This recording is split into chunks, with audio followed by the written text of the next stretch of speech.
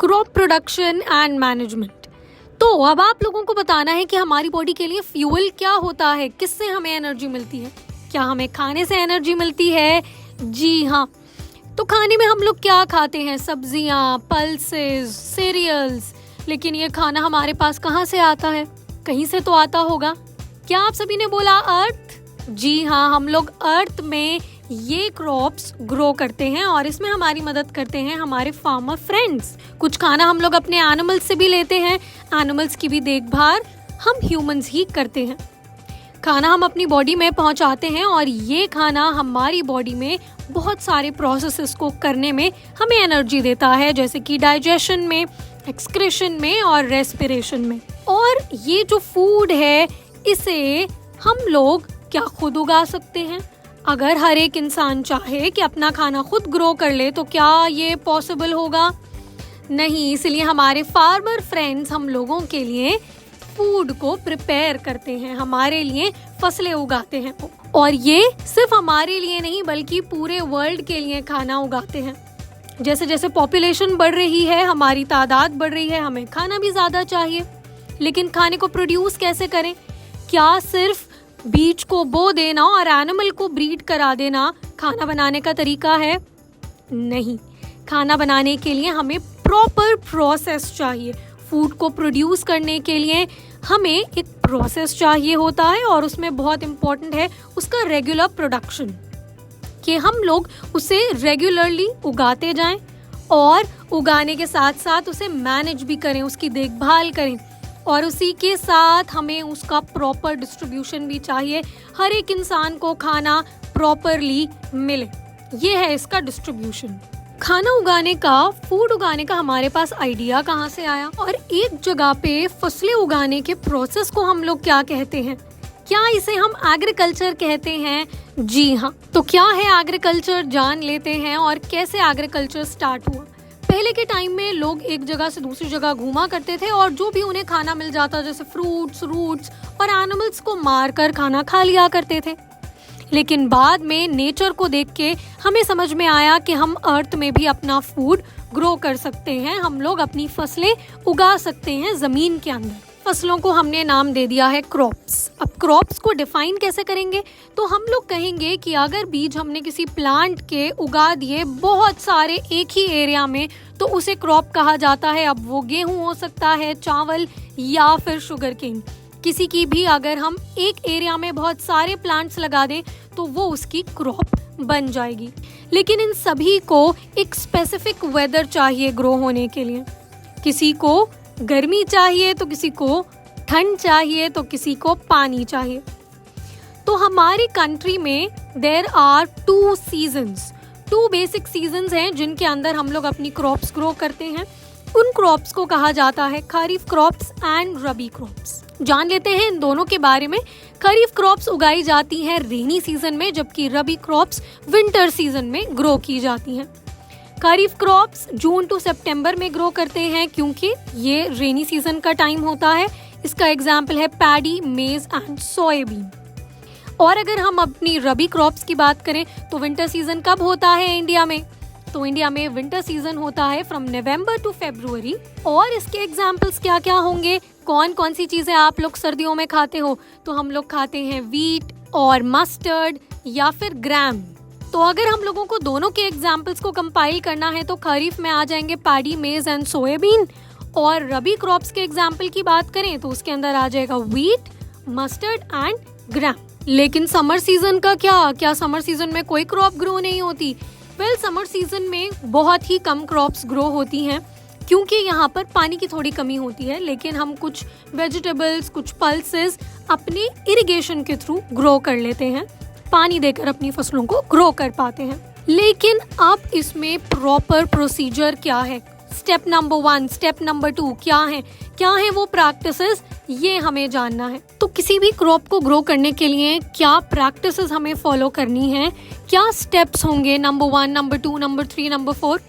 आपको क्या लगता है सबसे इम्पोर्टेंट प्रोसेस इसमें क्या होने वाला है? या सबसे पहले किसी भी फसल को उगाने के लिए हम क्या करेंगे? जी हाँ, इसके लिए ज़रूरी है सॉइल।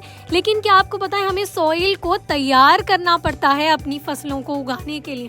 सबसे पहले जो हमारी मिट्टी होती है वो बहुत हार्ड होती है, सॉलिड होती है, उसे हमें सॉफ्ट बनाना है और ढीला करना है, लूज करना है। लेकिन लूज क्यों करें भाई हम लोग सॉइल को?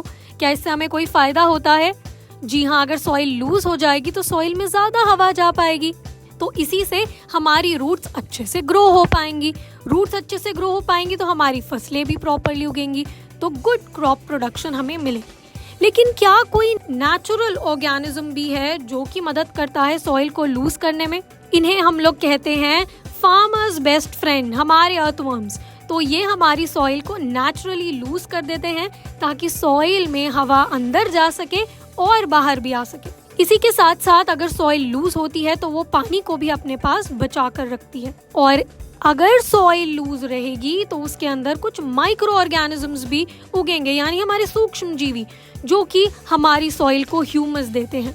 ह्यूमस होता है वो पार्ट हमारे सॉइल का जिसके अंदर न्यूट्रिएंट्स होते हैं, और उसके अंदर न्यूट्रिएंट्स आए जब हमारे ऑर्गेनिजम्स, नेचुरल ऑर्गेनिजम्स मर गए, प्लांट्स या एनिमल्स, तो उन्होंने डेड होने के बाद हमारी सॉइल को न्यूट्रिएंट्स दे दिए।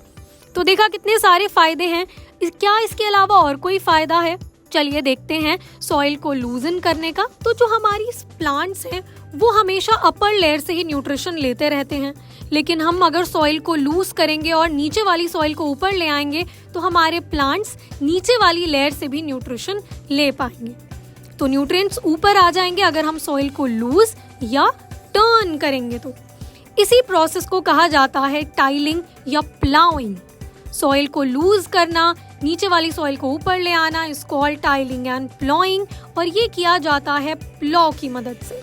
प्लॉ हमारी सॉइल को लूज करने में भी मदद करता है, टर्न करने में भी मदद करता है, ताकि उसके अंदर हम लोग बीजों को बो सकें। सिर्फ प्लॉइंग करना काफी नहीं है, हमें अपनी जो जमीन है उसे लेवल करना होता है, समतल बनाना होता है। ऐसा नहीं हो कि एक प्लांट गड्ढे में उग रहा है और एक बहुत ऊपर उग रहा है। सब कुछ सेम लेवल पे रहना चाहिए, तभी हमारे सीड्स इवनली स्प्रेड होंगे और प्लांट्स इवनली ग्रो होंगे।